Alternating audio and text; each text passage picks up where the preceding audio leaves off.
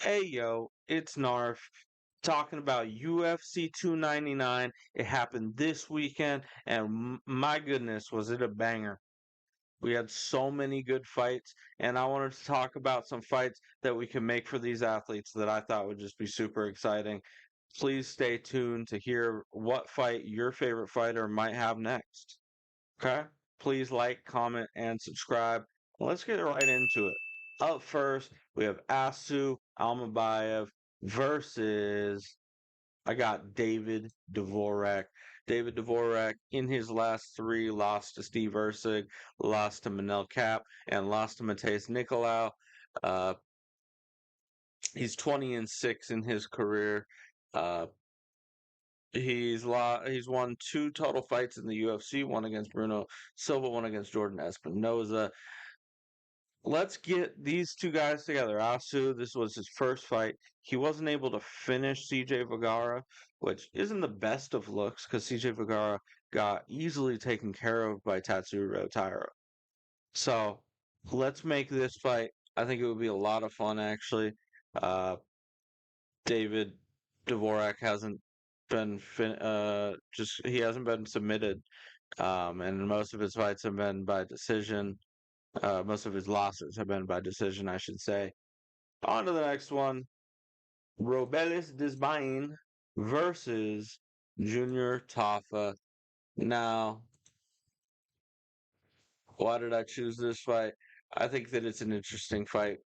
Um, we don't want to have him skyrocket up the rankings. He's only like 4-1, 4-0, 5-0 now. Sorry.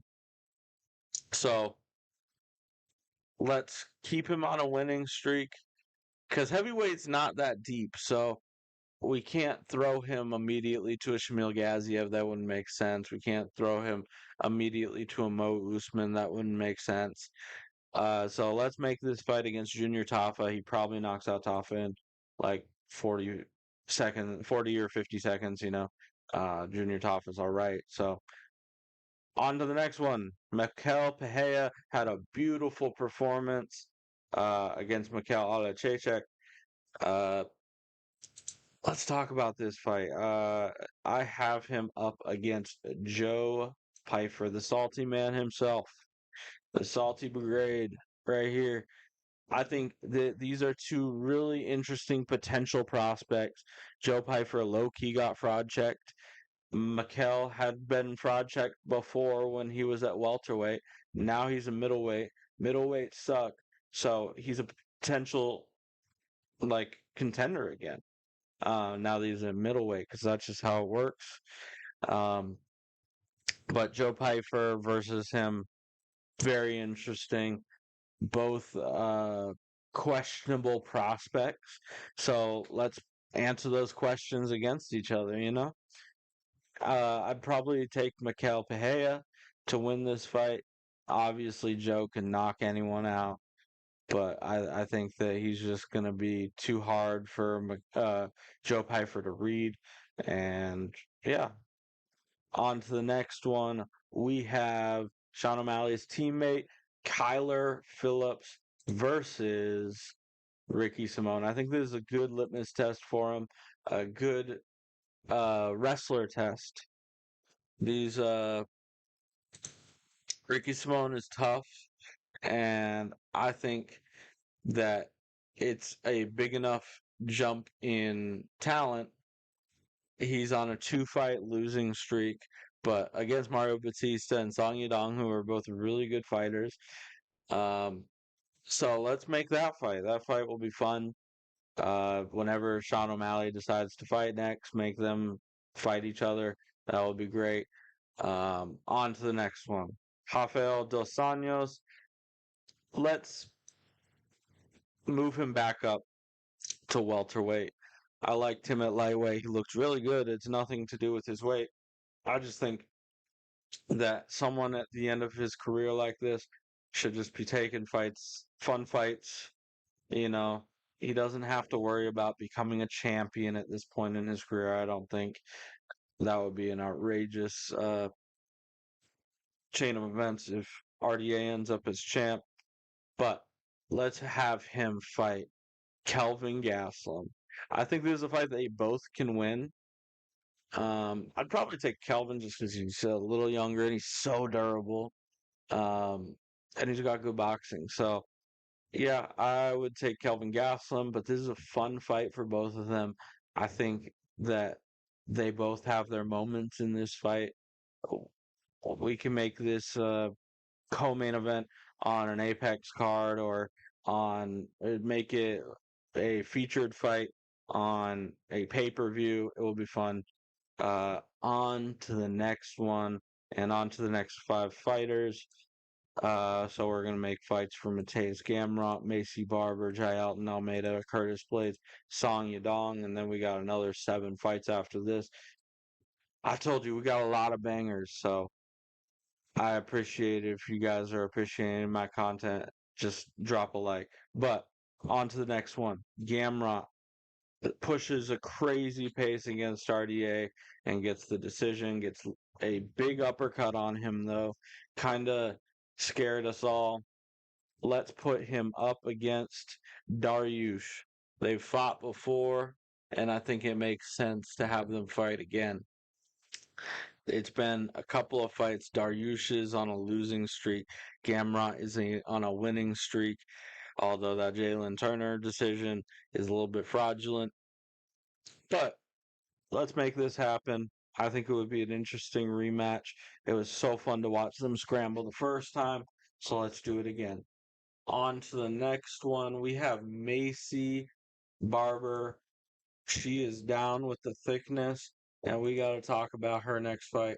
I have her up against Rose Namajunas. Rose is on a 2-fight losing streak, uh, but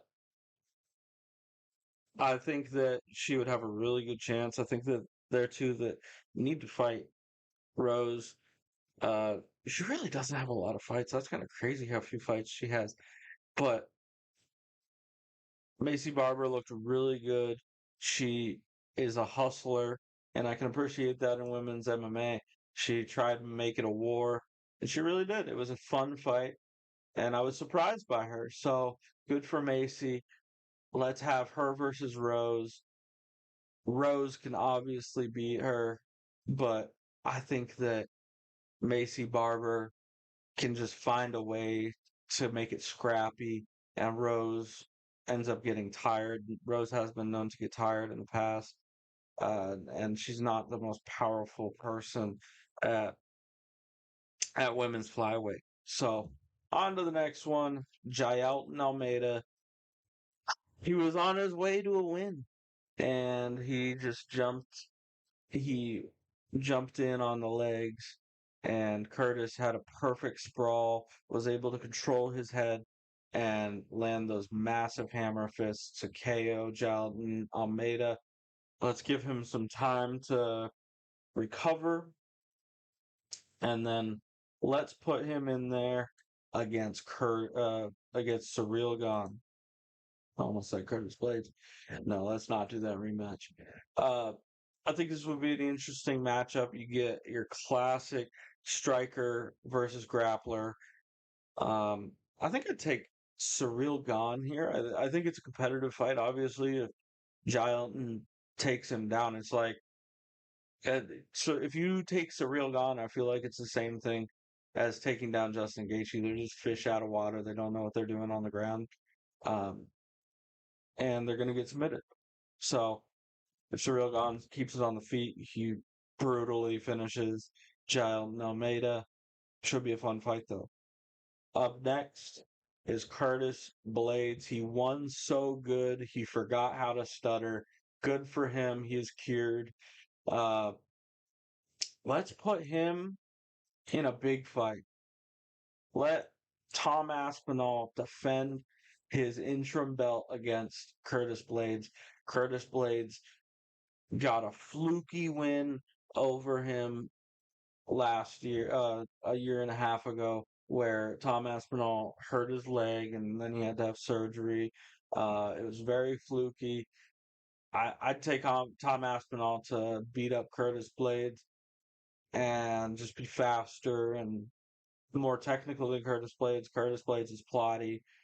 I didn't think he would win this fight, so I don't think super highly of him.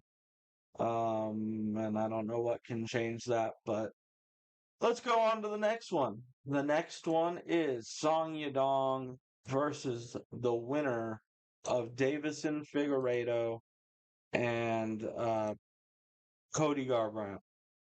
I think this will be a really good fight, Davison Figueiredo and Cody Garbrandt. But I think Song Yadong needs like a step down in competition level. He wins when he goes up against like a guy like Chris Gutierrez and Ricky Simone, who are good in their own right. But once he goes against a Peter Yan or Corey Sandhagen, he's gonna really struggle. So let's make this fight the winner. I think Davidson's gonna win that fight, which is why I have his picture up here. I think this would be such a fun fight. Song Yadong's so durable, and Davison Figueiredo hits so hard, and he's got a tricky style with he's like bouncing in and out. But that would be a super fun fight. Let me know what you guys think of that.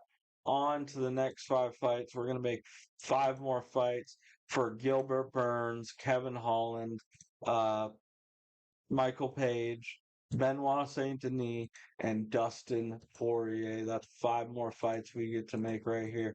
These are all bangers, in my opinion. I think that this first one especially makes so much sense. Let's have Gilbert Burns versus Colby Chaos Covington. Colby and Gilbert do not get along very well. They never have. It never made sense for them to fight, or Colby was out. Um, let's make it happen. I mean, Colby looked terrible in his last fight. Gilbert's lost a couple in a row. Let's put them together and see what happens. I think I would probably take Gilbert just because Colby isn't great on the feet, and I think uh, Gilbert's more powerful and fast, but he's older. So battle the old people. Let Colby get guillotined, probably. That's what I see happening. He'll shoot into a ghillie or something. Up next, Kevin doesn't care about his career. Holland. Let's put him up against. This is a fun fight, I think. A really fun fight against Jeff Neal. Hands of steel. Jeff Neal is always down for a big scrap, and I think that's what this would be. Kevin Holland definitely has a chance where he could beat Jeff Neal, but I think Jeff Neal just cares more about his career. So I'll go with Jeff Neal. Uh, Probably by decision because it looks like Kevin Holland is he can't be knocked out. Based on that Wonder Boy fight and the MVP fight. What a fun fight though. From MVP, let's talk about a fight to make for him. I think there's only one option. Michael Page really doesn't have to come into the UFC and immediately run for a title. We don't need to put him up against Shavkat next. No, let's let him have the fight that I think he wants. Everyone thinks he wants. And that's against Stephen Wonderboy Thompson. Sorry, had to cough. Stephen Thompson versus Michael Page would be sick. Stephen Thompson's one of my favorite strikers ever. I could see this just being a fun scrap. Unpause. Sorry. This cough is weird. I don't know where. Let's talk about this fight. I think that it would be so much fun. They both have very similar styles. They're both darting in and out. They both have their hands down. They blitz in. Um, I think the main difference here is just power. Michael Page looked like he was cracking a lot harder than Wonderboy does. He was actually low key rocking Kevin Holland a couple of times. Um, so yeah, this would be such a fun fight though. Put this as like the third fight on a pay per view. Put this as the main event of a fight night. This is a great fight for everyone. Let's make it a 5 round fight too, just so we can see MVP's cardio over 5 rounds. I'd probably go with an MVP knockout. Dang, Wonder Boy. That's my boy, dude. I've been following Michael Page for so long. This would be such a fun fight, though. Let's make it happen. On to the next one. Benoit Saint Denis gets knocked out with a check right hook. My gosh. Oh my gosh. I feel for him. I think that I have a banger fight. This is probably my favorite of all these fights I came up with. I think that their timelines will kind of match up perfectly. Um, and it's Benoit Saint Denis versus Rafael Fiziev. Oh, what? This is great. This would be such a fun fight. Uh, Benoit Saint Denis brings war, and our Rafael Fiziev can stop takedowns, and he's gonna march you down.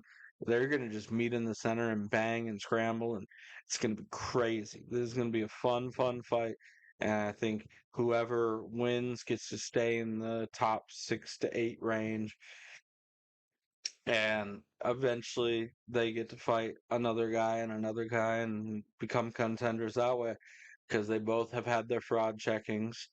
So let's put them together. I think it's a perfect fight. Put them together in UFC 304 or 5 in like 5 or 6 months, you know? I think that would be perfect. Let Benoit Saint Denis recover. Let Fiziev, because he's coming off an ACL tear, let him recover. Boom. Banger. Okay, on to the next one. Make that like a main event of a fight night or something. Um, Dustin Poirier knocks out Benoit Saint Denis in the second round with a right hook. Beautiful combo. Benoit Saint Denis running into the pocket with his hands down, not moving his head, paid the price. He was putting on a crazy pace on Dustin Poirier, but Poirier pulled it out. This looked like a classic Poirier versus wrestler fight, but he stays alive, and because of that, he gets another prospect. Let's do it. You don't get to keep ducking these. Get to go right back to a title shot, Dustin. Let's put you up against Arman Saryukian.